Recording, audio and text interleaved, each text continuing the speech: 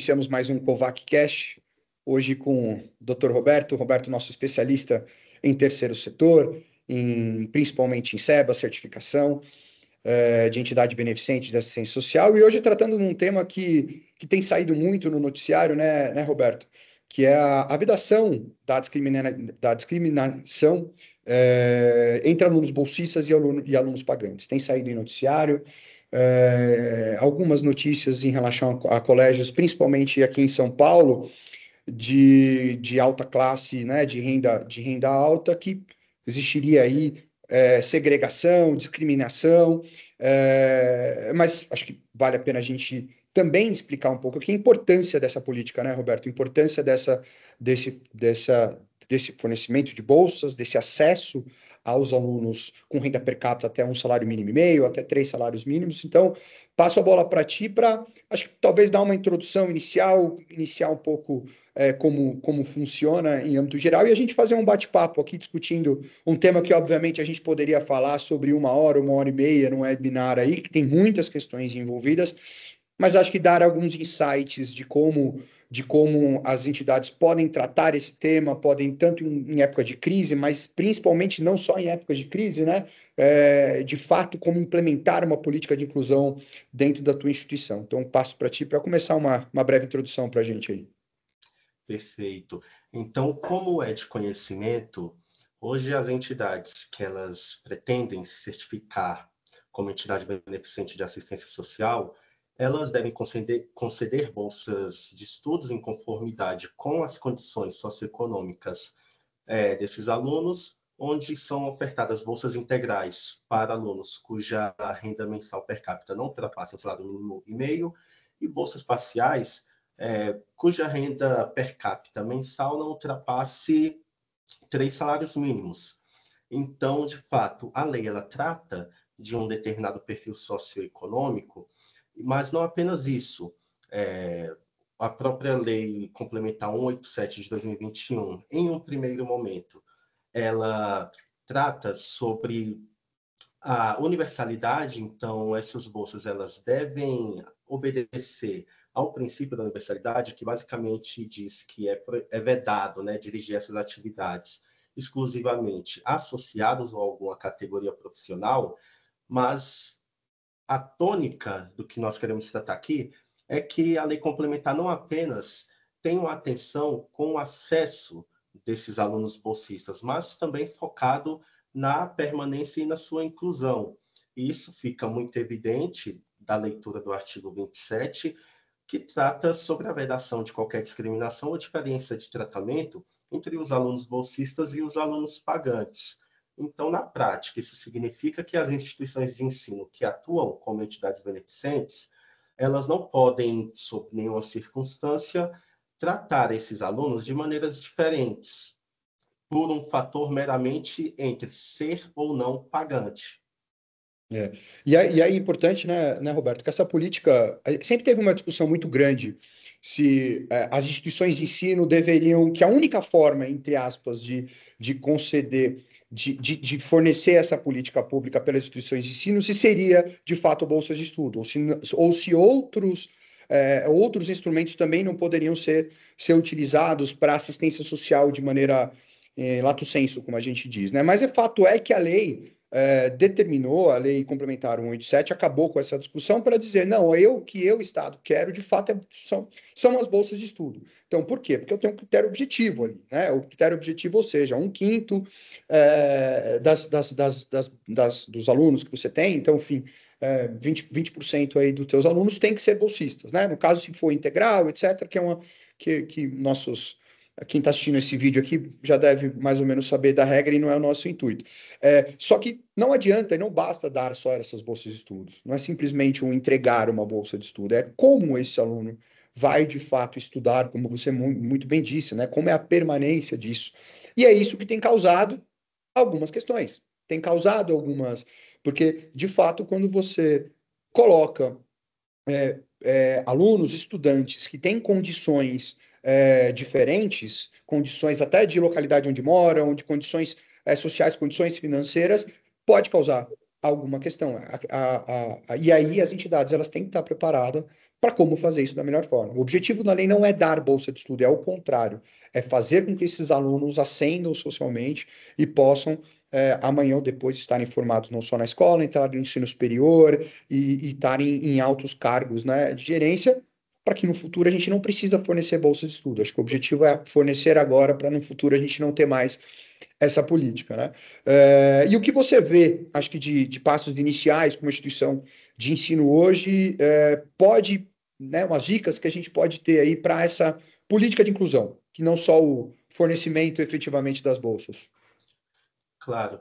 Hoje, uma medida que é amplamente discutida e também muito recomendada às instituições é que se crie políticas internas de inclusão, ou seja, as escolas elas devem estabelecer políticas internas que reforcem, primeiro, a igualdade de tratamento entre os bolsistas e também os alunos pagantes, até para que isso assegure que as mesmas oportunidades acadêmicas, esportivas, extracurriculares, ou seja, que os meios estejam à disposição tanto do bolsista quanto do pagante, sem que haja nenhuma distinção.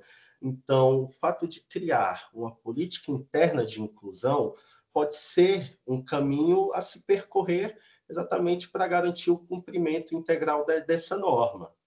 E uma coisa que é legal, né, Roberto, que a gente vê em alguns clientes, que essa política de inclusão não pode ser de vir de cima para baixo. Porque pode ser um instrumento super bonito, em que a direção ela pega e coloca, ah, não, nós fazemos isso, nós fazemos aquilo, mas a questão é como é na prática. Então, eu acho que uma das dicas que a gente pode dar aqui é chame a comunidade, chame a própria comunidade, os stakeholders todos envolvidos, a comunidade, para discutir essa política de inclusão. Hoje a gente tem uma geração de crianças e adolescentes que muda muito rápido. A forma como a gente educava há 5, 10, 15 anos é completamente diferente hoje em dia. Então, e nós estamos tratando de alunos em condições distintas de fato. Então, chama a comunidade para essa discussão. Muitas vezes vem ideias de como pode fazer essa integração logo no começo do ano. No começo do ano, acho que é o ponto fundamental, né? E como esses alunos chegam, novos alunos chegam numa instituição, como pode ter essa política, como criar, principalmente, mais do que a política de inclusão, uma cultura de não discriminação, uma cultura de integração, né? Uma escola que tem essa cultura que acaba tendo acaba evitando muito dos problemas que a gente tem visto em algumas dessas situações, né? Então, acho que esse é um ponto importante e acho que você poderia explicar que a própria lei dá ferramentas e garantias para que se possa utilizar desses outros, né, desses benefícios, desses outros instrumentos como benefício para a própria complementação do SEBAS, né? Exatamente. Então, hoje, a lei complementar, ela permite a substituição de um determinado percentual que possa ser investido exatamente em benefícios que serão destinados aos alunos bolsistas. Então, aqui nós estamos falando, por exemplo, transporte escolar, uniforme, material didático, mas não apenas isso.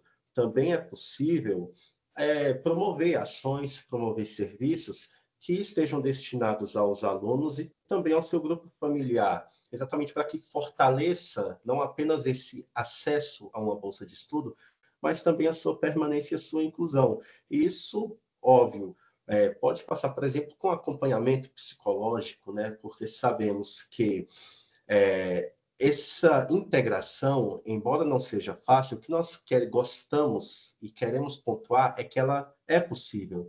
Então, é possível criar um ambiente integrado entre alunos bolsistas e alunos pagantes e que crie essa cultura, de fato, não discriminatória. Então, a própria lei, hoje, ela já traz esses mecanismos que estão à disposição das instituições. E é importante pensar fora da caixinha, né? E é muito importante entender a realidade local.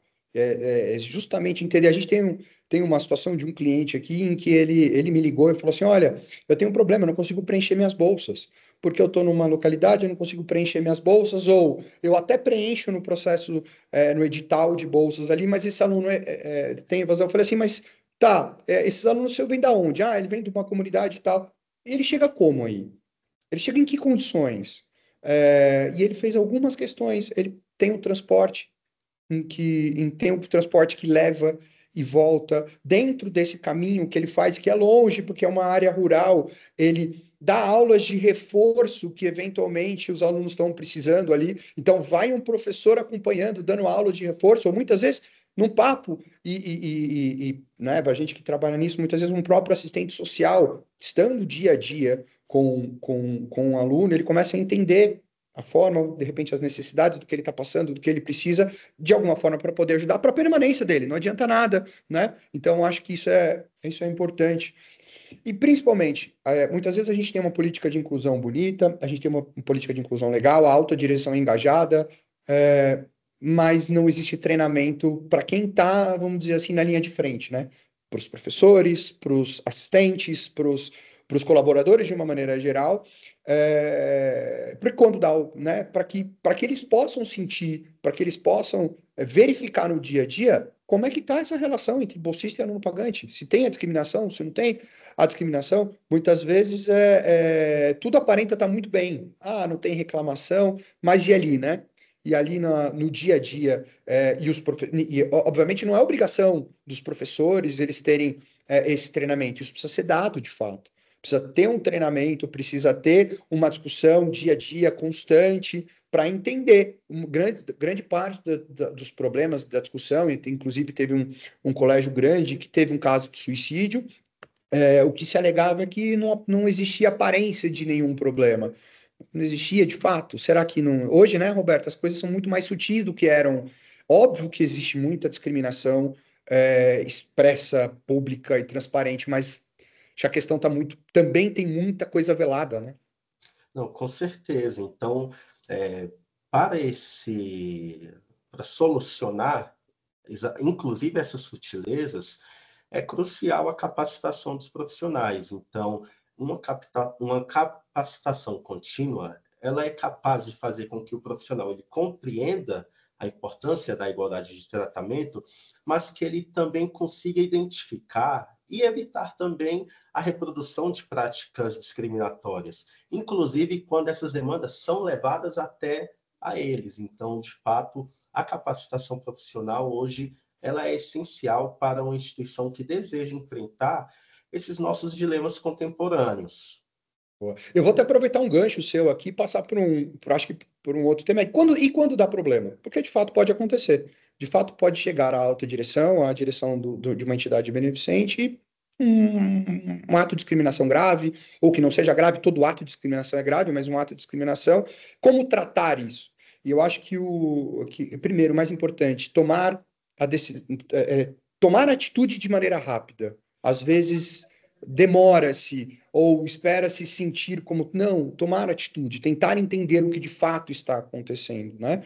Eu acho que isso e por isso que esse treinamento, como eu estava dizendo, essa capacitação que o Roberto estava dizendo é importante, porque às vezes as coisas acontecem mais no piso, e aí os professores, os colaboradores, eles têm que estar, opa, pera, tem alguma coisa estranha.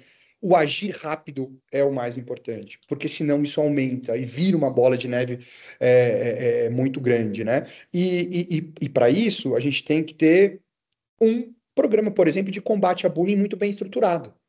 Não dá para aconteceu, e agora o que vamos fazer? Não é e agora o que vamos fazer? Vamos fazer isso, isso, isso, isso. Ou seja, um programa anti-bullying justamente para, quando acontece isso, conversa com o pai, entende com os alunos, abre sindicância interna, ou seja, tem que ter programa bem estruturado para que, quando isso aconteça, a escola possa agir rápido, né? Perfeitamente. Então, o fato de haver um programa estruturado que consiga lidar com, seja o próprio combate ao bullying, ou até mesmo uma resolução de conflitos que possa vir a ocorrer, incluindo aí alunos pagantes e alunos bolsistas, o fato é que a escola ela precisa estar preparada, ela precisa saber também como comunicar os pais. Então, esse fator do agir rápido, como você mencionou, ele também é algo fundamental. Então, é necessário que essa comunicação seja feita não apenas aos pais responsáveis dos alunos ofendidos, mas também que os pais de um eventual aluno agressor, ele também possa tomar conhecimento. E nesse ponto, a instituição ela deve adotar essa postura transparente para resolver esse problema. Mas isso, de fato, só é possível quando se tem um programa de combate, seja ao bullying, mas também A para a resolução discriminação. desses conflitos de um modo muito bem estruturado. A gente até, e aí a dica de advogado, tá?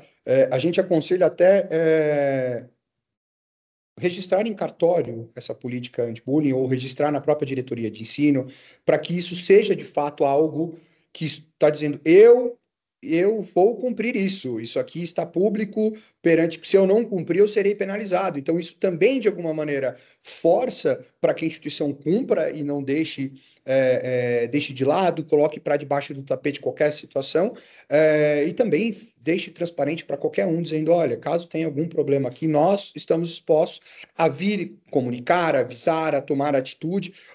O problema sempre pode existir.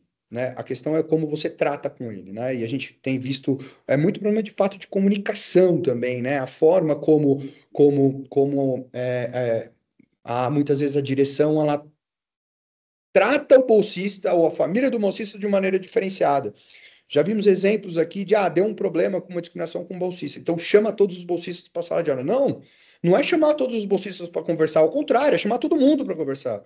Vamos colocar isso aqui para conversar de uma maneira como um todo, porque senão a gente está só aumentando a discriminação. A gente está só fazendo essa diferenciação entre aluno pagante. Não existe diferenciação entre aluno pagante e aluno bolsista. Isso não deve existir. Então, de fato, se tem um problema na escola, tem um problema na escola não com bolsistas, não com pagantes, tem um problema com os alunos. Então, os alunos todos têm que estar. Por isso que esse envolvimento com a comunidade, esse envolvimento, a forma como se comunica, a forma como se age, e cria-se uma cultura, né, de integração, de não discriminação, que é o mais importante. Então, acho que já estamos chegando ao nosso tempo aqui. A nossa ideia não é esgotar todo o assunto, até porque a gente poderia falar.